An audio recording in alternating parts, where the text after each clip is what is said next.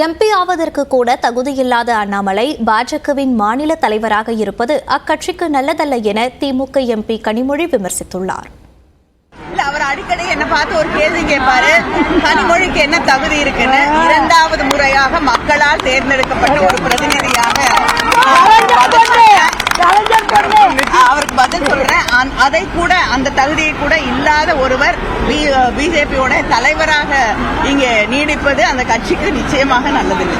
தமிழகத்தில் பாஜகவுக்கு இடமே இல்லை என்பதை இங்க தாமரை மலராது அப்படிங்கறத மிக தெளிவாக தமிழக மக்கள் தெளிவுபடுத்தி இருக்கிறார்கள். அதனால நிறைய பேர் கனவோடு இருந்தார்கள். அந்த கனவெல்லாம் தெளிவாக்கப்பட்டிருக்கக்கூடிய ஒரு சூழலை தமிழ்நாட்டிலே நாம் பார்த்துக் கொண்டிருக்கிறோம். முதல் 4 சுற்றுகளில் தோல்வி முகத்தில் இருந்த ஒரு பிரதமரும் பாஜகவும் மீண்டும் ஆட்சியமைக்க உரிமை கோருவது ஜனநாயக நாட்டில் நியாயமற்றது என காங்கிரஸ் எம்பி ஜோதிமணி தெரிவித்துள்ளார். இந்தியா கூட்டணியை பொறுத்த வரைக்கும் இந்த தேர்தலில் இந்தியா கூட்டணிக்கு தான் மக்கள் வாக்களிச்சிருக்காங்க. நரேந்திர மோடிக்கும் பாஜகவிற்கும் எதிரான வாக்காக தான் இருந்தது.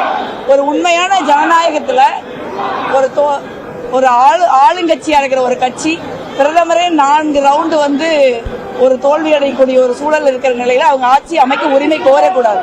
அதுதான் நியாயம். ஆனால் இந்தியா கூட்டணி மிக நிச்சயமாக ஆட்சி அமைக்கிறதுக்கு முயற்சி பண்ணும். நாங்கள் நாட்டை காப்போம். சேலத்தில் அதிமுக 3வது இடத்திற்கு சென்ற நிலையில் அஸ்தம்பட்டி ஆட்சியர் அலுவலகம் சாலை உள்ளிட்ட பகுதிகளில் சசிகலாவுக்கு ஆதரவாக போஸ்டர்கள் ஒட்டப்பட்டுள்ளன. அதில் சிந்திப்போம், செயல்படுவோம், சசிகலா தலைமையேற்போம் என்று குறிப்பிடப்பட்டுள்ளது.